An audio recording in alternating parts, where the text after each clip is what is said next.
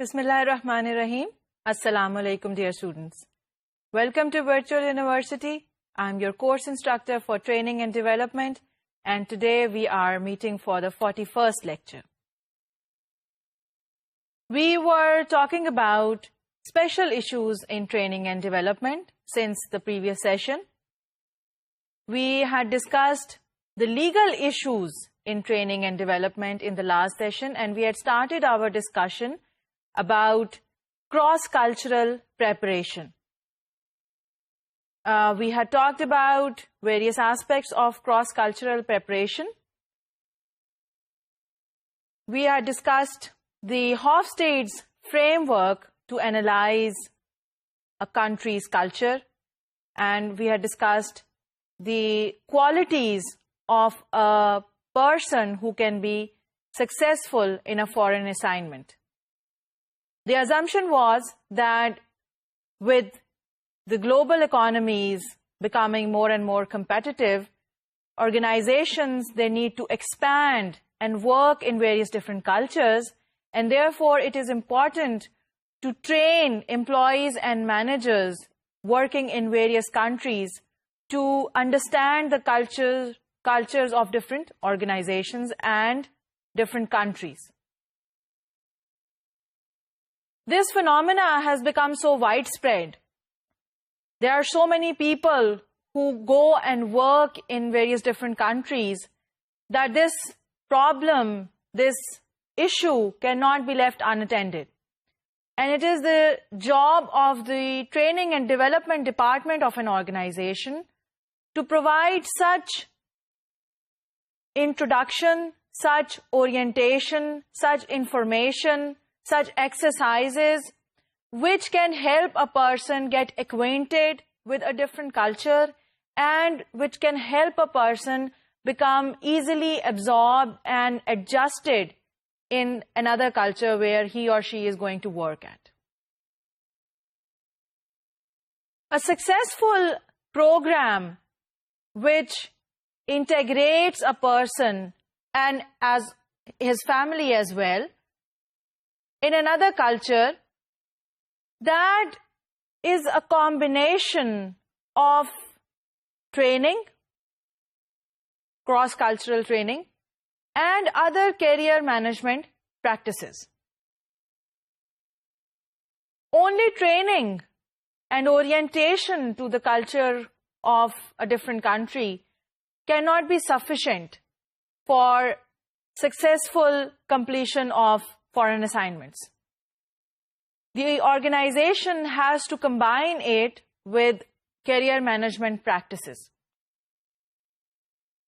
अब career management practices का इसमें क्या involvement हो सकती है? वो ये involvement है कि जब आपने लोगों को बाहर भेजना है और आपने उनको बाहर assign करना है, relocate करना है, वो लोग आपकी organization में एक कैरियर की एक्सपेक्टेशन के साथ इन्वॉल्व हैं.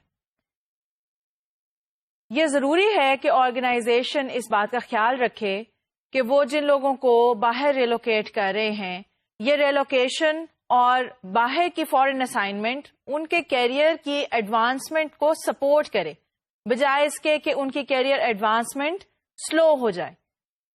सो फॉर एग्जाम्पल, अगर आप कुछ मैनेजर्स को फॉरेन असाइनमेंट्स पे बाहर भेजते हैं और जब वो अपनी असाइनमेंट्स कंप्लीट करके आते हैं तो उनके जो साथ के लोग हैं वो उनसे आगे निकल जाते हैं और आप उनको उनकी पुरानी पोजीशंस पे ही इंडक्ट कर लेते हैं, तो इसका मतलब है कि उनकी फॉरेन असाइनमेंट ने उनके कैरियर पे के लिए कोई एडिशनल वैल्यू नहीं क्रिएट की.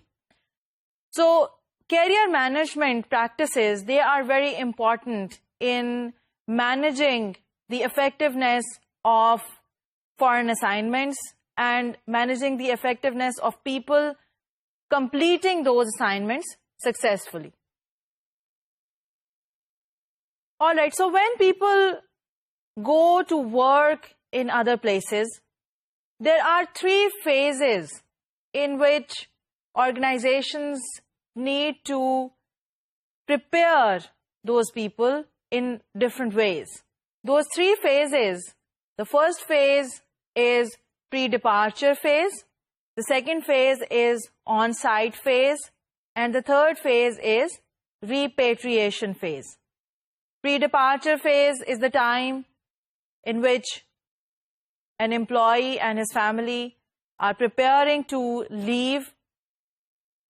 Departure से पहले की phase है. On-site phase, जब वो वहाँ पहुँच जाते हैं और अपना time उस foreign country में spend कर रहे हैं. And repatriation phase, which means that they are coming back to their parent country. They are coming back to their country of origin, and they are preparing for their return. And then it also includes the phase in which they have come back and they are trying to readjust in their previous environment. All these three phases, they require different kind of treatment. They require different kind of planning, preparation, and training practices. So now let's take a look at each of these phases separately. What would you require to do in the pre-departure phase? Pre-departure phase में क्या-क्या requirements हो सकती हैं? किस तरह की preparation required हो सकती है? The first kind of preparation which is required is language training. That is most important. अगर foreign country की language आपकी country of origin से different है, there is a requirement to provide language training to the employee as well as the family so that they can go and get adjusted easily. So language training is very important. Then orientation in the new country's culture and customs is an important aspect. आप उनको बताएं कि उस country का culture कैसा है, वहाँ पे dress up कैसे होते हैं, वहाँ पे क्या खाने available हैं, लोग किस तरह से interact करते हैं, लोग ज़्यादा frank होते हैं, assertive होते हैं या थोड़े reserve रहते हैं. Different aspects of a country's culture, and you can take the help of Hofstede's national framework to help you define what are the differences in a particular country's culture. Then families, they should be included in the orientation program if it is possible. It is very important for the families to know all these things, and if it is possible to include the families, they should be included if they are going along with that person, along with the employee. Then you should provide information about various facilities, for example, where they are going to be housed, what are the transportation facilities, how they will get around in that city or in that place, what are the various educational facilities for children, if there are any facilities to look for jobs for the spouse, what kind of places to go for shopping, and so on and so forth. So all the information about the facilities which are required for the everyday living of a person, that information should be provided so that they are prepared that this is how we are going to go and live our life over there. Then a discussion with the manager about the career implications of this assignment should be carried out. As I just discussed, that it should be adding something to your career, adding something to the value of your worth in the organization. So how it affects your career and what kind of position will the person will have when he will come back, that should also be discussed with the manager, and it should be taken care of that whatever has been discussed, it is not just in discussion, it is not just in words, it actually happens. The company has specific rules and policies how to adjust their employees when they come back after repatriation. Now, it depends on what kind of training you want to provide and how much training is required for that objective.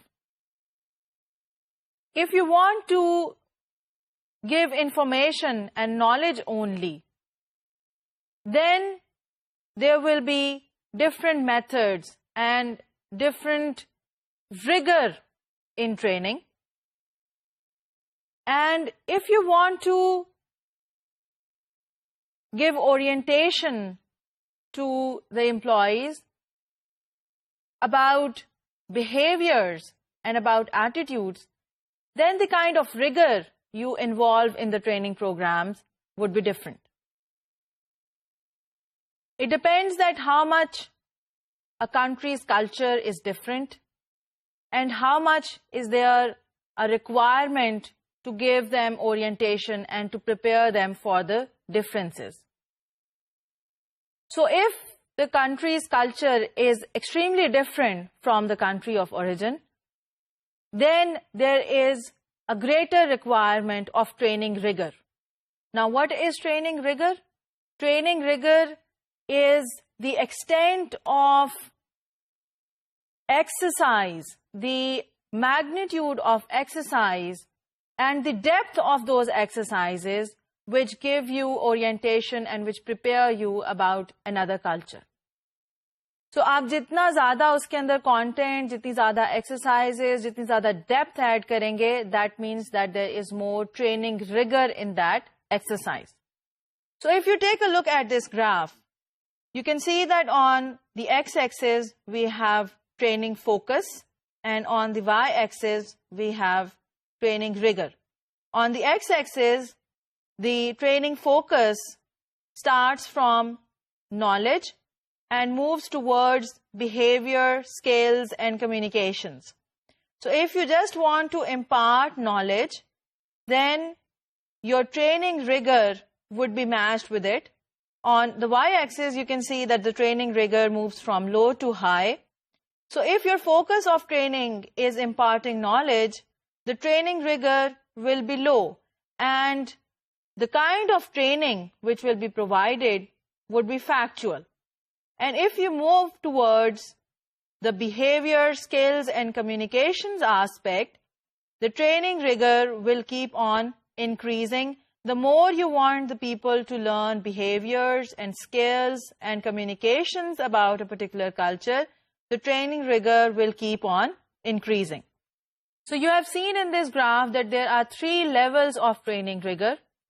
The first one is factual, the second one is analytical, and the third one is experiential. In factual training, you provide information. आप उनको facts के बारे में information provide कर देते हैं. So what you provide them are books, lectures, and briefings. You provide them information through books, through lectures, through briefings, कि ये facts हैं, ये information है, ये आपको knowledge हम provide कर रहे हैं इस particular culture के बारे में. So facts communicate करना जो है, that is the lowest level of training rigor. The second level of training rigor is analytical. You take them through exercises which require them to analyze the differences, to analyze the similarities, to analyze the culture. So in that kind of a training, the kind of content which will be included in that training would include case studies, language training, and video lectures, or videos of actual events, or videos of actual situations. So these kind of training content would provide them a chance to analyze. When you are working on a case study, you are not just taking in information about facts, you are also analyzing those facts. So analytical level is the second level of training rigor. And the third level of training rigor is experiential. Experiential means that the trainees, they actually experience the situation. So किसी भी तरह से आप उनके लिए वो experiences create कर सकते हैं. For example, simulations हो सकती हैं, field trips हो सकते हैं, role plays, language training which is interactive, and immersion. Cultural immersion की हम थोड़ी देर तक बात करेंगे. So these are the different ways in which experiential training can be provided where the person actually experiences the situation. Role play में भी आपको पता है कि आप उस situation को experience कर रहे होते हैं. Simulation में भी आप उस situation को experience कर रहे होते हैं.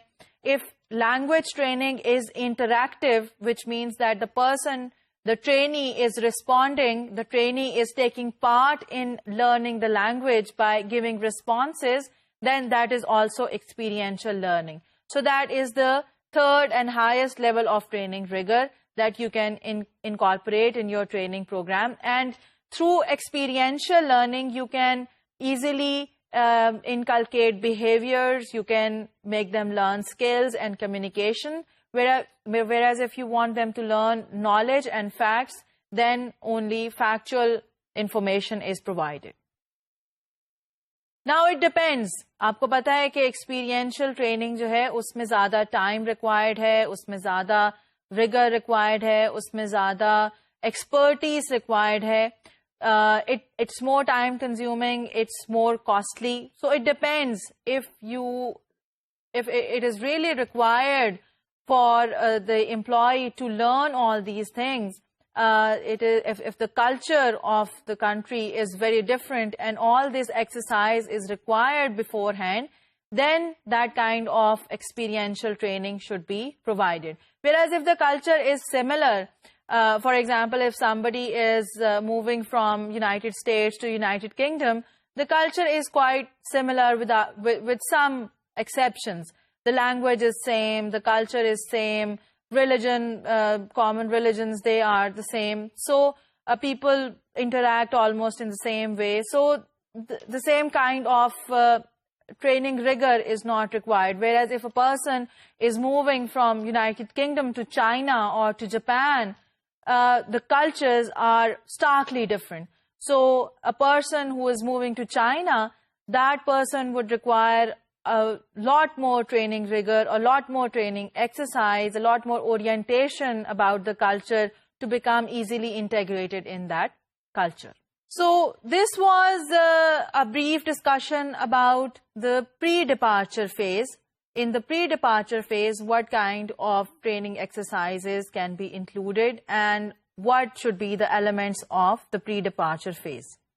Then on the on-site phase, on-site, when the employee reaches the site, when the employee has moved with or without his family, what needs to be done is that further and continued information and support needs to be provided to the person. When he reaches, it is possible that a person from the host country can meet them.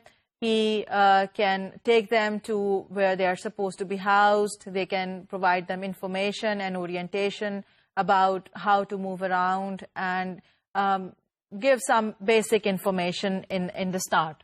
Then the expatriates and the host family, they can be assigned to a mentor who will be a friend to them in that country, who will be a person of contact for them in the country if they are finding it difficult to sort out anything.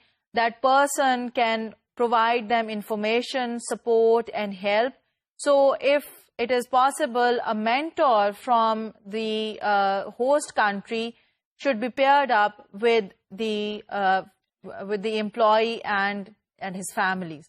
And if it is possible, the mentor can also bring along his own family so that the family who has come over from abroad, it feels like interacting with somebody. It feels like they have a social life. They can start their social life, and then their family can introduce them to other families as well. So it can be a very positive environment if the organization takes part in creating that kind of environment. So that can be very helpful for the person as well as for his or her family to become acquainted and become adjusted in that country's culture and in that place.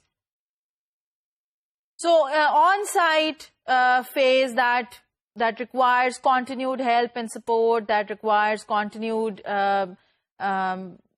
information whenever it is required.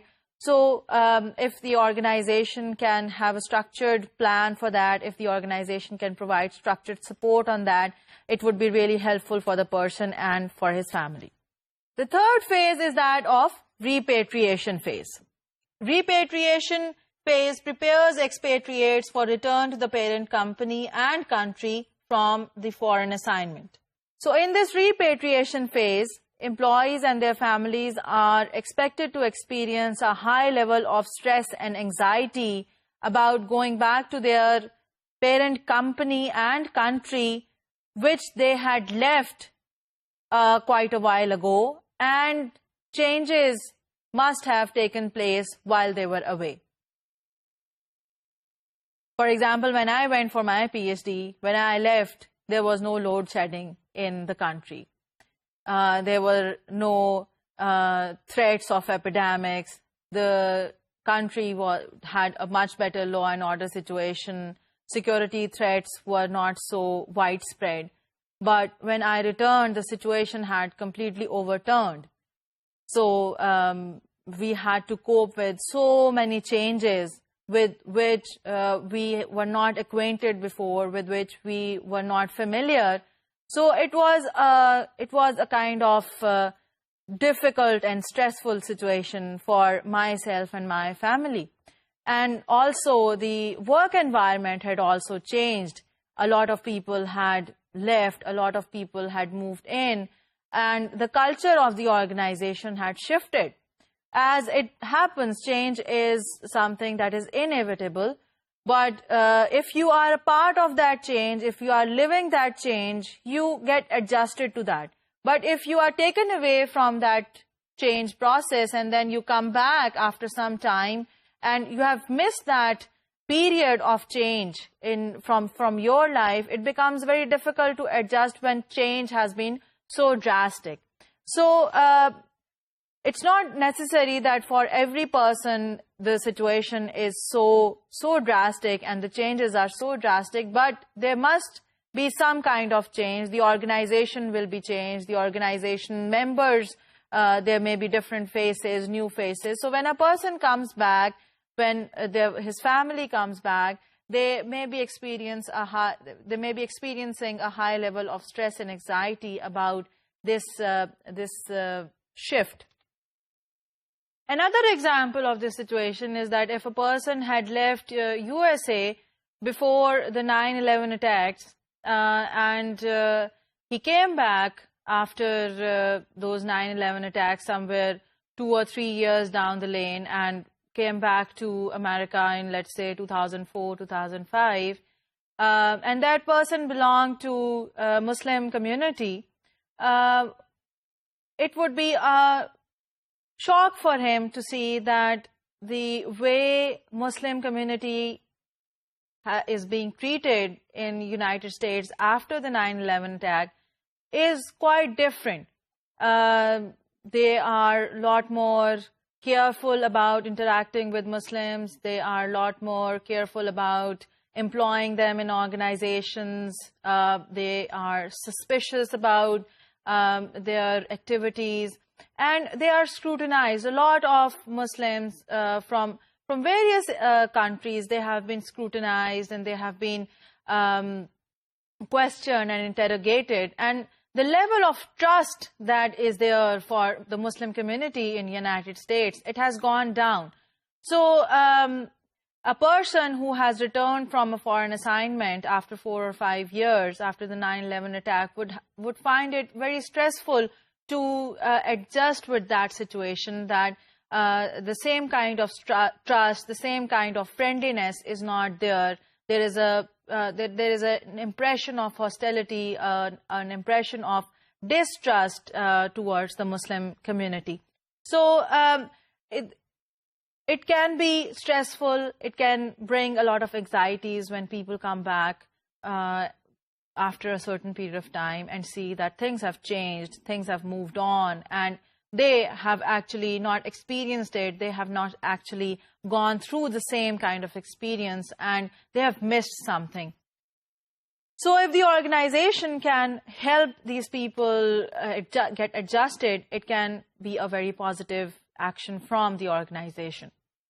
But what happens is that organizations, they do not realize, and they let people get adjusted on their own, and they think that it will be a natural process of an adjustment नहीं ही तो मुल्क में वापस आए हैं, adjust कर जाएंगे। लेकिन होता यह है कि लोग स्ट्रेस फील करते हैं, लोग फ्रस्ट्रेटेड फील करते हैं, खासतौर पे ऑर्गेनाइजेशन कल्चर्स चूंकि चेंज हो चुके होते हैं और organisational members they have moved on, they have changed.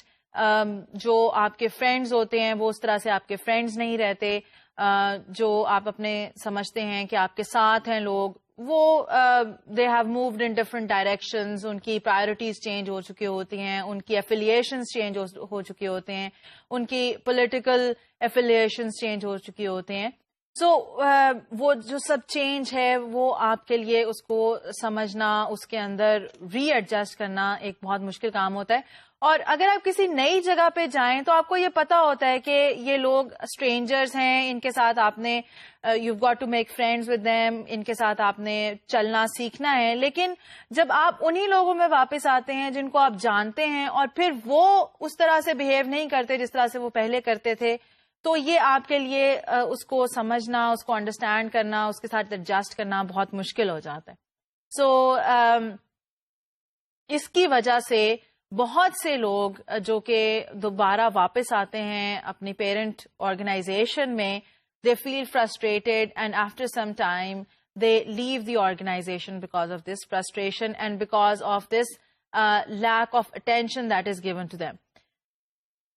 There may be a change in responsibility, there may be more challenges, and their status may be reduced after they have returned from the foreign assignment. So if that happens, that is going to lead to increased turnover. So it is the responsibility of the organization to make sure that such kind of a negative environment is not developed around these people, because then if such kind of incidents they happen, people will not be ready to go for foreign assignments, which are very important these days because organizations have to continually expand globally, they have to spread globally, and you need people from your country of origin to go and take care of a number of businesses. And if that won't happen, if the good people, good performers of your organizations will not participate in this activity, then definitely your organization will suffer. So organizations, they have to take the responsibility, and the training and development department can contribute a lot to this exercise. Now, another type of expatriates which is possible for organizations to have in their system, those are virtual expatriates. Virtual expatriates are people who do not move from the country of origin, who do not actually physically relocate, but virtual expatriates are assigned to manage an operation without being located permanently in that country. So these expatriates, they manage an operation in a host country, but they do not have to be present there all the time.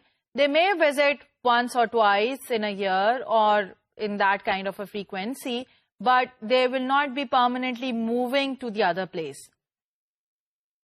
With today's support of communication, आप easily communicate कर सकते हैं, आप conference calling कर सकते हैं, आप लोगों से आसानी से बात कर सकते हैं, इंटरनेट की इतनी सपोर्ट अवेलेबल है, उसकी वजह से ये पॉसिबल हो सकता है कि आप अपने मैनेजर्स को एक्चुअली रिलोकेट नहीं करें, आप उनको वहाँ पर मूव नहीं करें, आप उनको एक ऑपरेशन की रिस्पॉन्सिबिलिटी दे दें जिसको उन्होंने वहीं से मैनेज करना है, अपने पेरेंट कंट्री से ही मैनेज करना है, लेकिन वो वर्चुअली वहाँ पर उस ऑपरेशन को मैनेज कर रहे होंगे.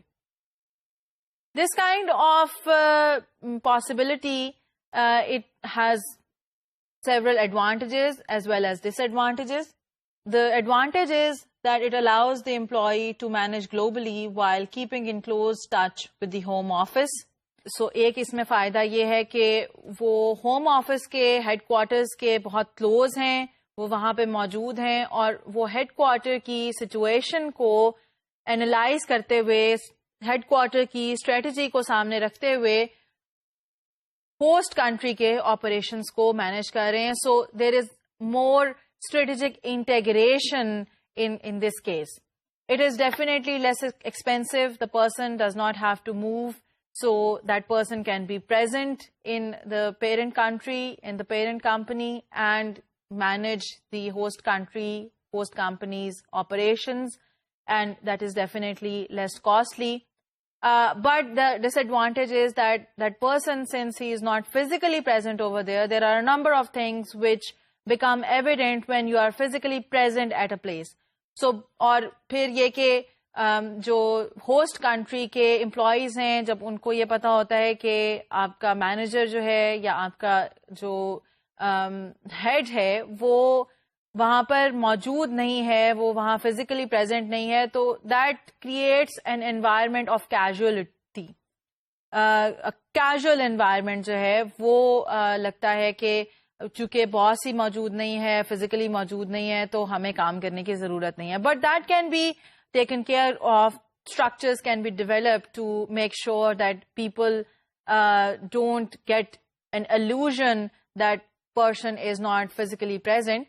But that definitely creates some kind of problems that the person is not physically present. He will not get to know a number of dynamics. He will not get to know quite a lot of information which he may find out if he is physically present over there. So it depends what kind of structure of that assignment is. It depends what job that person is performing, what role he is performing. And according to that role, if it is possible, a situation for virtual expatriates can be created. If not, if the person has to be physically present, then that has to be arranged. But for virtual expatriates, the training is also required. The virtual expatriate has to be trained for the language of the host country. He has to be trained for the culture of the host country, about the dynamics of the host country, the legal structure, the legal law and policy of that host country. If a person is virtually managing an operation, this does not mean that he or she do not have to be given an orientation about the structure, about the culture, about the dynamics of the host country environment. That is equally applicable over there. It is equally applicable in this situation as it is in the situation where the person is actually relocating, physically relocating. That person has to understand the environment, that person has to understand the culture, the person has to understand how to interact and communicate with those people of host country. And training is similarly required for this assignment as it is required for actual physical relocation. Okay, we had discussed that there are various dimensions of a culture, and we had discussed Hofstede's framework. And according to the differences in culture of a country, the people of that country should be managed accordingly. If the people are more individualistic, that would mean that you have to treat them in a different way. If the culture is more masculine, if the culture is more feminine, that means there will be different kind of behavior that you need to show in order to get integrated with that culture, or you have to understand what are the differences. But for the training and development department, it is also important to understand the differences in culture, to understand how the trainees will react to a particular program. Because you are not just going to train people from your own parent country, you are also going to train people from host countries as well. So in the host country, you have to understand that the differences in culture will lead to different dynamics of the training exercise. जो आपकी host country में culture है, उस तरह के culture में किस तरह से ट्रेनिंग को करवाया जाए, ट्रेनिंग एक्सरसाइजेस को किस तरह से परसीव किया जाएगा, उनकी इफेक्टिवनेस जो है वो डिफरेंट कल्चर्स में वेरी करेगी, ये आपको देखना जरूरी है. So we have to see that how different cultures will respond to various different kind of training exercises. So let's take a look that on the 5 dimensions of Hofstede's framework, what implications will that have for arrangement of training exercises? For example, let's start with individualism, collectivism. If a culture of an organization is individualistic, if it is high in individualism, it will expect the participation in exercises and questioning to be determined by status in the company or the culture. If your organizational members, they have an individualistic culture, participation in training program will depend on the status and your own performance. Whereas if the organization, if the culture is more collectivistic, collectivistic decision making will lead to participation in training and developmental activities.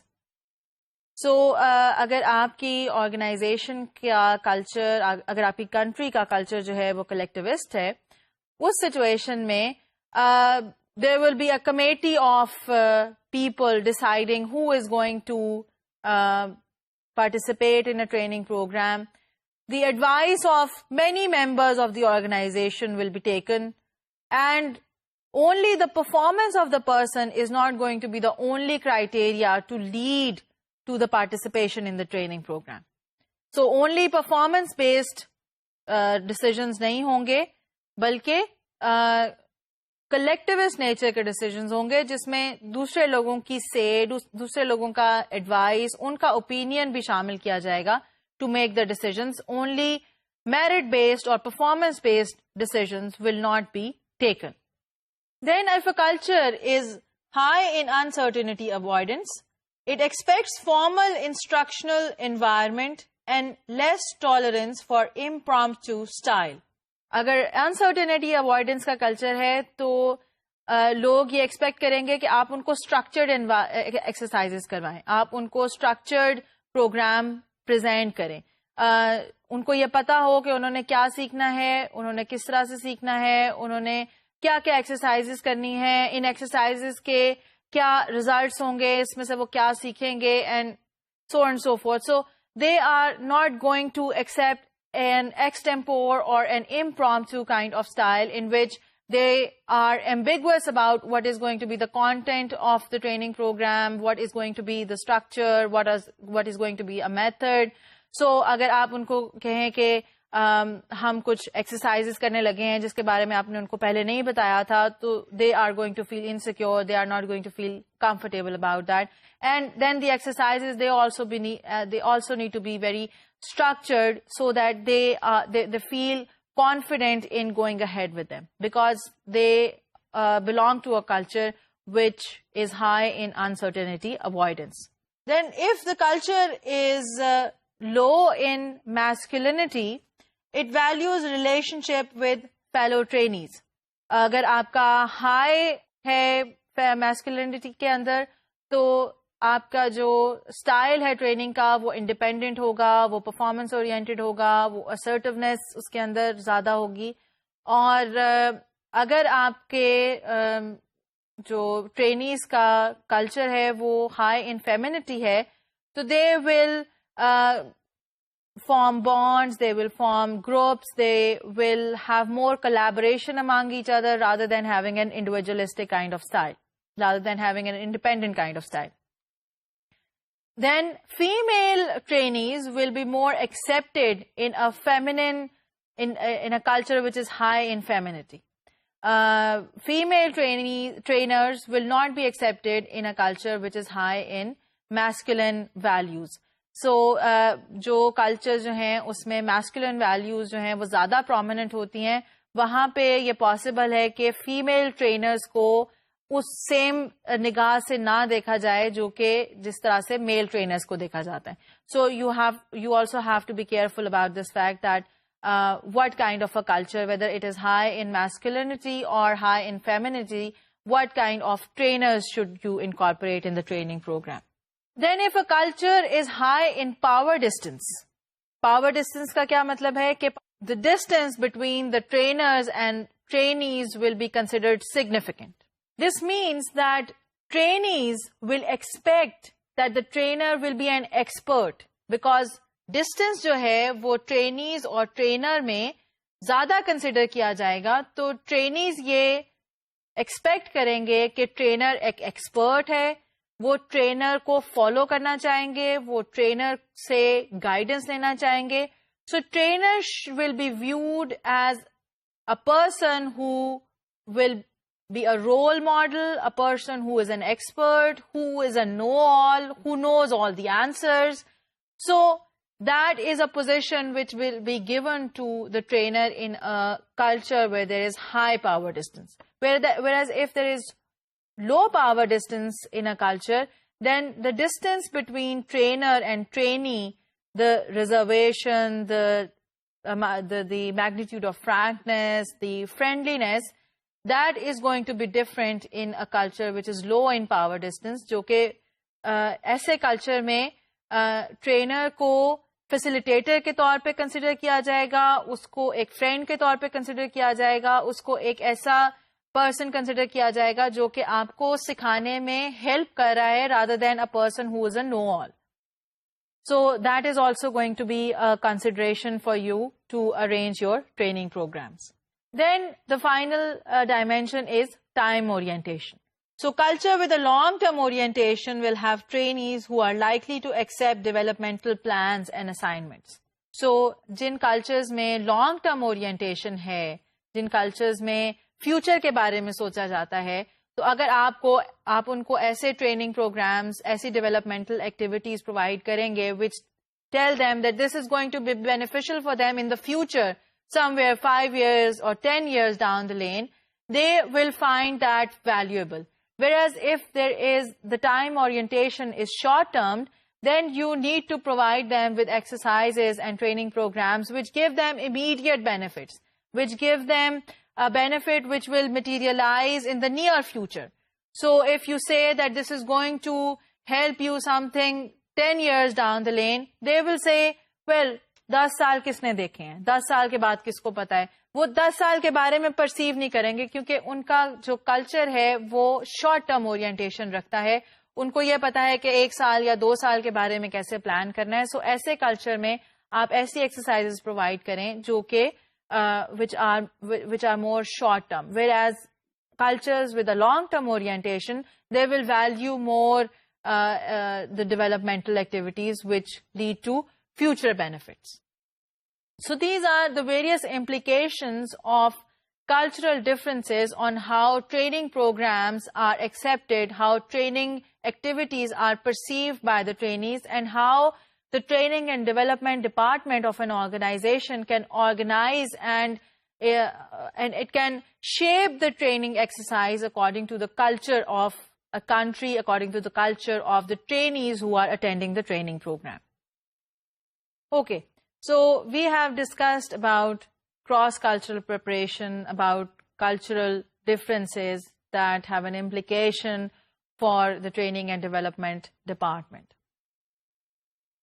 Now we are going to discuss another issue for training and development, which is managing workforce diversity. Managing workforce diversity is an important aspect of organizations today.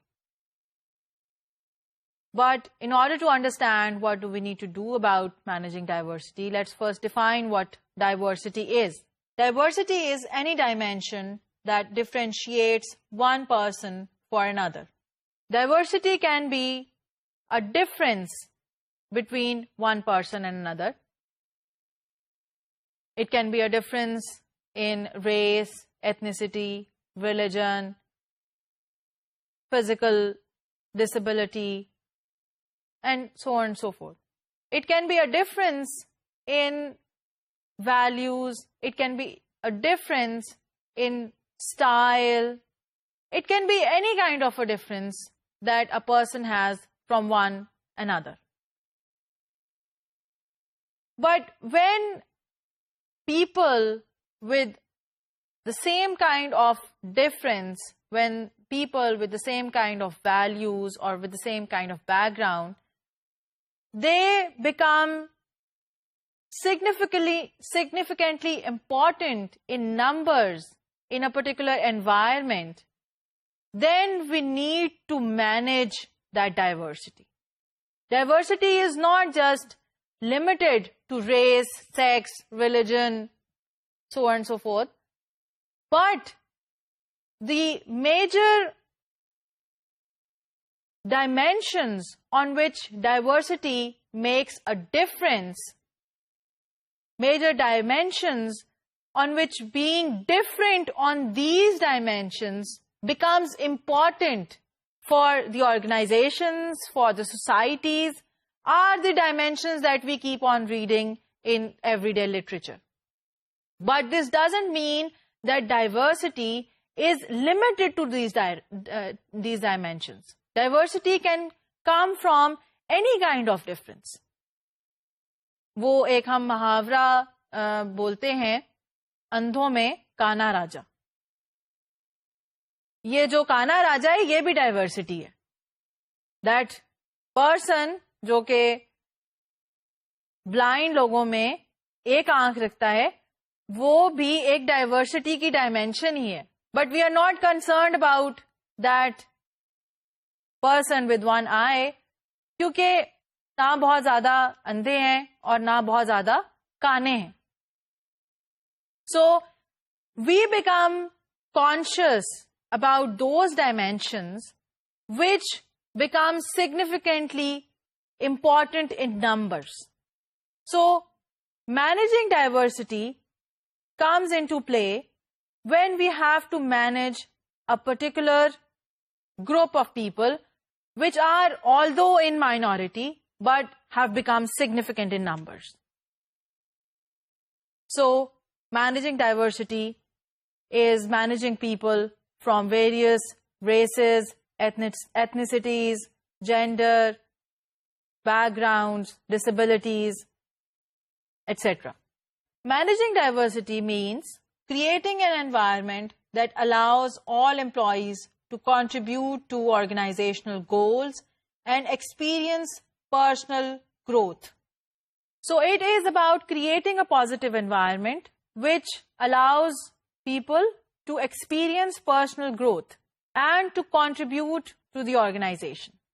This includes access to jobs and fair and positive treatment of all employees. So from organizational perspective, we are concerned about giving them an opportunity for employment and for fair and positive treatment while they are employed in an organization. So managing diversity is the aspect of organization which gives people, all kinds of people, the same opportunity and a fair and positive environment. If you observe the definition of managing diversity, there are two dimensions or two objectives why we want to manage diversity. The two objectives of managing diversity, they are to eliminate values, stereotypes, and managerial practices that inhibit employees' personal development. So पहला काम तो ये है, पहला objective ये है कि हमने उन सब वैल्यूज, उन सब स्टीरियोटाइप्स और सब डिस्क्रिमिनेशन प्रैक्टिसेस को एलिमिनेट करना है जो कि हिंडर करते हैं पर्सनल डेवलपमेंट के अंदर. लोग अपने कैरियर में एडवांस नहीं कर पाते because they are discriminated on the basis of some kind of differences. And the second objective of managing diversity is to allow employees to contribute to organizational goals regardless of their race, age, physical condition, sexual orientation, gender, family status, religious orientation, or cultural background. So the second objective of managing diversity is to allow employees become contributors to organizational goals. अगर आप अपनी organisation के कुछ लोगों को restrict कर देंगे कि वो आपके ऑर्गेनाइजेशन में अपने पोटेंशियल के साथ कंट्रीब्यूट ना करें, तो इसमें नुकसान किसका है? इसमें ऑर्गेनाइजेशन का नुकसान है, क्योंकि आप कुछ लोगों को रिस्ट्रिक्ट कर रहे हैं कि वो अपनी एबिलिटीज को यूटिलाइज ना करें, वो अपने पोटेंशियल को फुली यूटिलाइज ना करें, क्योंकि आप उनको डिस्क्रिमिनेट कर रहे हैं, आप उनको करियर में प्रॉपरली एडवांसमेंट नहीं प्रोवाइड कर रहे, आप उनको उनकी एबिलिटीज के मुताबिक रोल्स नहीं प्रोवाइड कर रहे, आप उनको पोजीशंस नहीं दे रहे. सो इन द एंड नुकसान किसका है? ऑर्गेनाइजेशन का नुकसान है. सो organisation would want to capitalize on every member of the organization. Organization would like to utilize fully every member of the organization, और उसके लिए ये जरूरी है कि आप अपनी ऑर्गेनाइजेशन के तमाम मेंबर्स को वो अपॉर्चुनिटीज प्रोवाइड करें जो कि उनके पोटेंशियल को बाहर लेकर आए, जो कि उनके पोटेंशियल को यूटिलाइज करें. और उसके लिए डाइवर्सिटी को मैनेज करना एक बहुत इंपॉर्टेंट एस्पेक्ट है. We will continue our discussion about managing workforce diversity in the next session. Today we are going to conclude right now. So until next time, Allah Hafiz.